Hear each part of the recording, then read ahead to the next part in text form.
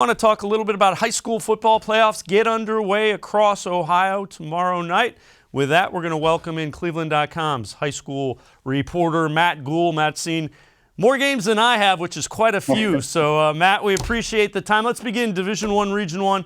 Top two teams, Mentor and St. Ed's, also the top two teams in the state. Certainly looks like those two are on a collision course to meet each other. They started the year off against each other with Mentor winning, but they look really good and just a little bit better than the other teams that qualified in Division I, Region I.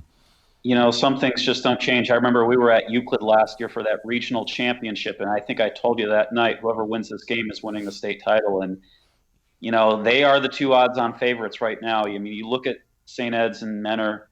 Mentor has just been so fundamentally sound with everything they've done this year. They had that 6-game stretch until Week 10 where they only gave up 14 points. I mean, 21 total, but only 14 were from that defense. You know, they graduate Noah Potter and a lot of guys, but, man, their new guys up front have been performing exceptionally well. Their linebackers, Jackson Paglio is back. You know, Kyle Bischoff, those guys. You know, the secondary with Nizier Fourqueen and Marco Toth.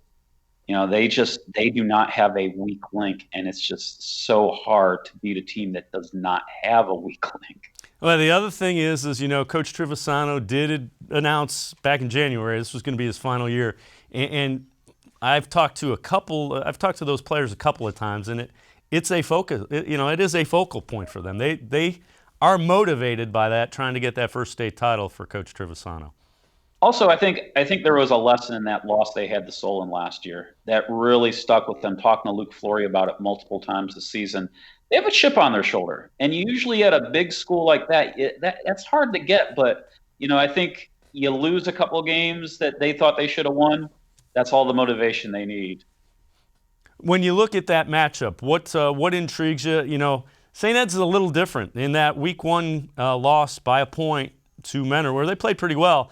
Didn't have Mackenzie Wainwright, didn't have Terry Foster playing wide receiver. That's a basketball guy who's turned into a pretty good football wide receiver, and Wainwright's a baseball guy who's always been a pretty good wide receiver. Mm-hmm. Yeah, you know, in August they thought Mackenzie Wainwright they thought Montori would be a defensive back. You know, and Week 1 they were still getting him going. They weren't completely comfortable with him yet playing out there. I don't know if maybe he wasn't as comfortable either. But just a week later or 2 weeks later, he caught on like wildfire. And I'll tell you what, if they meet up, that's going to be quite the challenge for that secondary, because Wainwright, he came back and they force-fed him the ball so much. He tied a school record with 3 touchdown receptions in his first game back. So, you know, but look, the big thing for these teams is they can't look ahead. Mentor, I think, especially knowing their lessons from last year, they won't. But, man, they have a humdinger of a first-round game with Cleveland Heights. You know, their competition, you could say, isn't up to par with the GCC. But I'll tell you what, they've got a lot of pieces that I like how they match up, whether it's the secondary, defensive front. You know, I'm intrigued to see what Mentor does with Bay Harvey, because he can beat you running the ball or throwing the ball. And what are they going to do against him? That's going to be quite interesting to watch. We'll move on a little bit. Let's talk a little bit about Division II, Region 5, and that is brutal in that region. You have the two teams that played in the Division II state title game, Massillon-Hoban in Region 5, and they're separated by a 10-0 Mayfield Wildcats team that hasn't lost this year. So Division 5 and Region 2 is pretty well loaded. Yeah, when the OHSAA announced its realignment for this year, it was much more geographical than ever before. All the Northeast Ohio teams are now in 2 different regions. You know, but going into last year, we had 3 regions with teams, and now it's just the 2. And everybody started scratching their head what was in Region 5. They're thinking, oh my gosh, how are we going to get through this? And Hoban's interesting because, you know, Diamante Trainum got hurt against Lake Catholic, and they've held him out.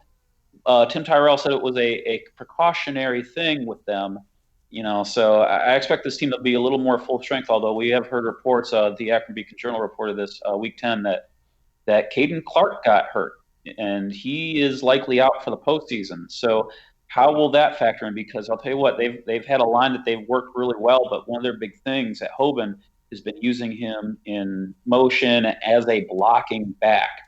And that's going to be quite interesting. See how that matches up. If that factors in, you can't help, you don't replace an Alabama recruit at tight end. So it's still going to be interesting. I think it makes, Hoban, I would have said, was a lockdown favorite still at full strength. It's going to be quite interesting if they meet up again. But I'll tell you what, Mayfield's got something to say about it. Yeah, Massillon's pretty tough. I've seen them. They beat Barberton pretty well a couple weeks ago that I saw as well. So Massillon, Hoban, that's interesting. Other side of that, in Region 6, you got Avon, unbeaten again, banged up. They have gone through a number of skill position guys. And a team kind of lurking in the middle of that bracket is Benedictine. What do you think about the Bengals in that one? Love the Bengals. I mean, their linebacking core is great. They are very athletic. They've really bought into that first year with Coach Jarrett Good. Jalen Edwards has been probably one of the top players in the area this year. He's a bruising back. He's shifty. He can run you over, and he just gobbles up the yardage. And, they've got a strong offensive line. Ronnie Schultz, who came in at quarterback this year for Nick Demchuk, who graduated, he's been spectacular. They've probably got, in this region, it could come down to weather for something like that because they've got a ton of receivers. They've got Charles Rosser, who's a MAC recruit. They've got Chris Gales, a junior receiver, who is spectacular. Marvin Conkle, who was injured for most of the season, is back. They've got a slot receiver who's pretty darn good.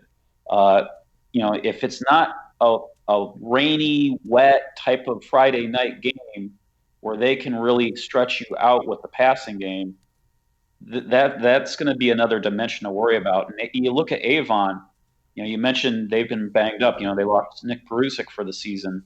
But Joey Lance, that guy has stepped in, a senior receiver. They've used him at running back. He's had a ton of yards with Devon Hunter, a junior, and he's also one of their best secondary guys. There's a lot to like about Avon, but I'll throw this into it as well. Watch out for avon-lake. They've got the fastest defense in Division II, I would say. I will go out on a limb and say, outside of Hoban, they have the fastest defense in the state in Division II. Their defensive line with Nick Marsh and Ryan McCrum, they are really good up front, really quick. They had I don't know what it is off the top of my head, but they had an insane number of shutouts and just games in which they haven't given up. I don't think they've given up more than a touchdown since week 2. Let's move on. We'll go talk Division III, Region 9. This one's loaded. You've got the defending state champs in Kenston as the 8th seed. New Philly, who was number 1 in the state for a good chunk of the season, is the 1 seed. They lost their quarterback. And then lingering in the middle there, you got the Aurora Greenmen back in the playoffs, unbeaten, and they're allowing something ridiculous like 4.8 points a game. So that region is stacked. Yeah, congratulations, Quakers. You earned the number 1 seed. Your quarterback goes down. Now you have to play defending state champs. And that's a common theme a little bit in all of Division III. The Kettering Archbishop Alter, who lost to Kenston last year's state title game, they are an 8th seed in their region this year. And then you look at Glenville, which is an 8th seed in Division III in Region 10. There could be some pretty crazy upsets on Friday night.